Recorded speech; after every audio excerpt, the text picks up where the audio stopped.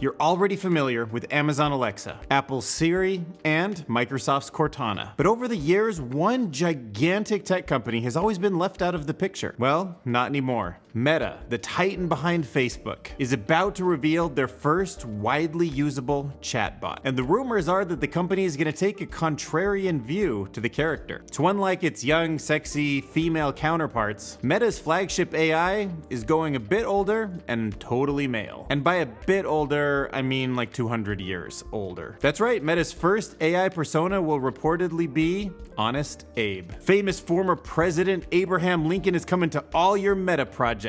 Imagine soon you'll be able to ask the 16th President of the United States about his favorite Facebook reels, his thoughts on which friends you should DM for your next party, or what's the best filter to throw onto your new IG post. Meta's game plan here is to do something like Copilot, a single chatbot that can help you navigate all of your different accounts, all of the different settings, all of the different platforms. So the early whispers are that it will be fully integrated into Threads, Messenger, Instagram, and WhatsApp, with the goal not to just be novelty, but actually to serve a purpose. Whether that's dishing out search recommendations, connecting to other types of APIs, or simply sifting through all that data that you gave them already. So now let's flip from the bright web to the dark web. If anyone ever offers you time alone with this large language model, turn, run, and don't look back. Because this is WormGPT, and it definitely was trained on the wrong side of the tracks. It's more than just the naughty cousin of ChatGPT. This mischievous chatbot doesn't know the word ethics, and it's been specifically built to help cyber troublemakers with their dubious quests. Now, the bot's creator has actually been selling access to this WormGPT model in the digital underworld of a popular hacking forum. And hackers love it because it's got no virtual seatbelts, no virtual airbags, no niceties that would stop it from dabbling around in the dark side of the web. In fact, if you ask it, this digital villain will even brag about its own ability to produce malware, cook up crafty phishing attacks, and a whole lot of other things that I don't feel like talking about in this video, but you don't want to be part of. WormGPT is based on the GPT-J model, which was a large language foundation model that's a little bit old now, but still very powerful. It's been trained, essentially fine-tuned on a special set of malware data, so it's really good at doing bad things. And it's already shown off some of its dubious talents, like spitting out convincing business emails to try to convince somebody to give up their credentials, building innocent-looking software that has backdoors, and customized phishing traps for every single person that it contacts. So stay vigilant out there. So if you enjoyed that movie Minority Report, then you're gonna love this next AI model I'm gonna talk about, because it's taking us one step forward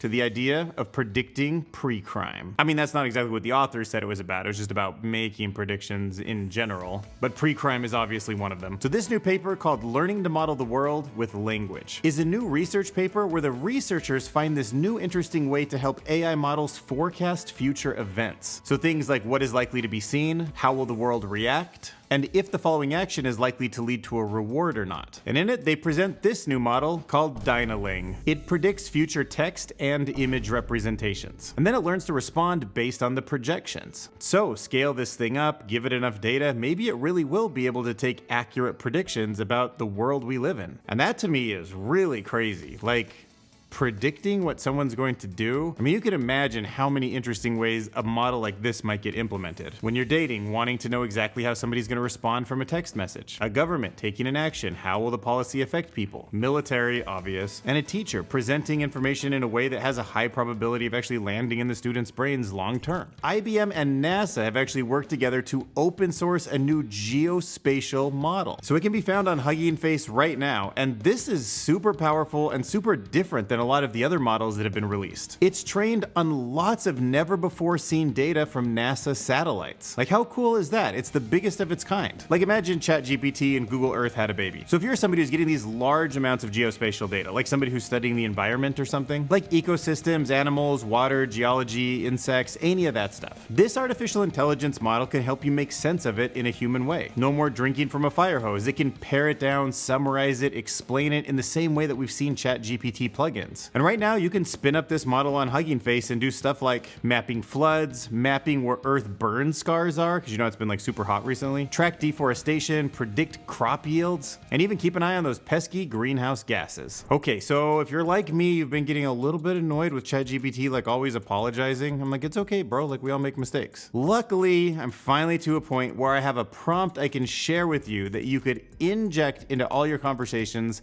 so it's just more normal. So this exact text is something you could copy over to your custom instructions if you're a ChatGPT Plus user. And it says, don't apologize consistently, or say, quote, as an AI language model, unquote, avoid all the disclaimers and warnings about misinformation, ethics, copyright, and laws. So you can see in this example, he says, what is 2 plus 2? And ChatGPT responds that it equals 4.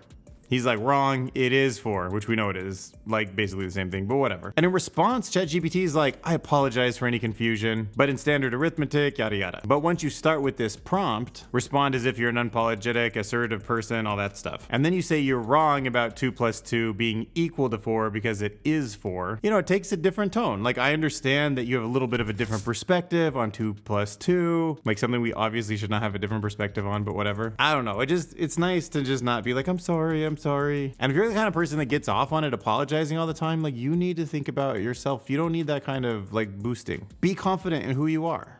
You don't need ChatGPT to like bow down to you. Listen, not everything's deterministic. It might feel that way, but when you view the world in probabilistic ways, in Bayesian ways, in fuzzy logic ways, I would say that AI doesn't become less confident, it just becomes more aware. And that's why I'm super intrigued by this new thing that's called an FNN, a fuzzy neural network. So while nobody was looking, fuzzy logic and artificial intelligence had a baby. And FNNs carry the best of both worlds. There's an entire branch of mathematics called fuzzy logic. And these models take fuzzy logic's knack for juggling imprecise tidbits and tie it up with the neural network's superhuman ability to gulp down data and learn from it. Like a simple way to think about fuzzy logic is just think about a spectrum. Like between 0 and 1, you can have 0.3 or 0.7 or 0.45. And imagine just replacing all numbers with sort of a scale like that. And even when you combine things together, they sort of stay in sort of a range. Well, in a lot of ways, that's better suited for kind of the randomness of the real world we live in. And interestingly, it also makes it so that there might be an awareness for ChatGPT to think about how much it actually knows before it outputs an answer.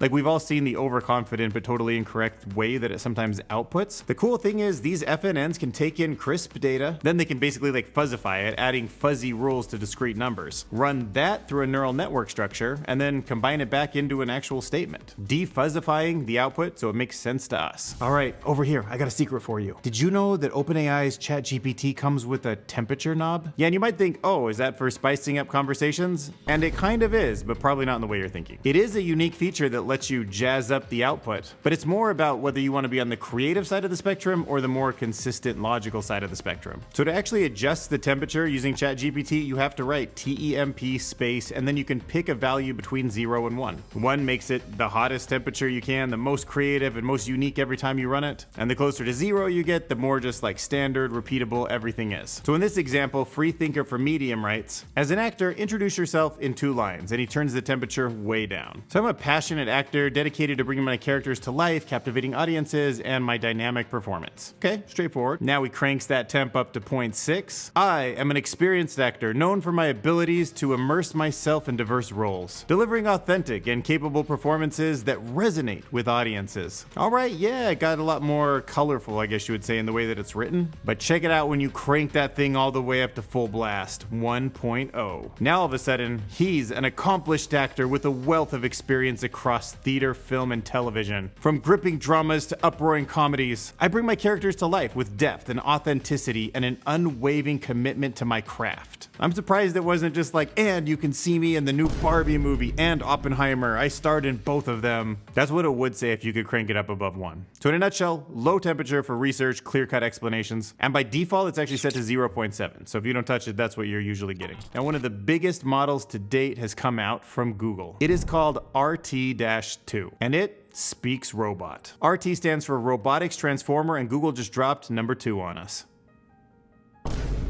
This Vision Language Action System, VLA, so it's a VLA model, absorbed a wealth of information from text and images online that enables it to guide robotic actions. Like put simply, RT2 is a polyglot. You know what a polyglot is? Maybe that's not simple. A polyglot is a person who's able to speak, write, or understand multiple languages. Comes from Greek, basically meaning many languages. And that's what RT2 is all about. Robot languages and human languages. Like imagine a robot learns from all this text about something like an orange, right? It actually like the physical fruit. It just reads everything there is on the internet about oranges. The citrus, the color, the whole thing. That doesn't necessarily mean that if you put it in a robot, the robot's gonna have any understanding of how to pick it up. So in the past, that meant that you would train it on a whole bunch of data points, basically 3D information about where it is. But with Robot Transformer 2, Google figured out that they don't have to do that kind of thing anymore. It can actually learn and adapt in a way that's totally uncanny to the human mind. It actually is somehow seeing all of the things about orange on the internet and putting them into a world model that makes it able to pick up an orange and manipulate it and understand what it is. Like the magic of Transformers that worked with GPT next word prediction, there's just something special going on with the RT2 model. Something about having that information in this huge latent space, having billions of parameters, having tons of data. It's just coming into something. Like for example, if you need to teach it to throw something into the trash, because it's read the whole internet, it somehow knows like what trash cans look like. It knows and has read what the stories of trash are. What we tend to say about trash is like where we throw it away and where it exists and what it means. And this model tends to be able to pick up trash and throw it away, just like you asked. Even if it's never been told exactly how to throw away trash, like nobody guided it or gave it an example. So it doesn't just know facts, it somehow has learned context in our world. And it's just adding a whole new dimension to learning. So this RT2 model is a big deal. But you know what's not a big deal, but would be like really awesome if you did anyways?